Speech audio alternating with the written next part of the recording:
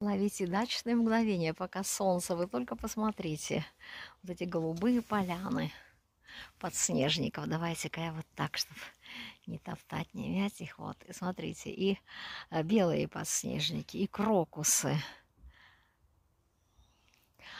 А новизной встречают голубые подснежники.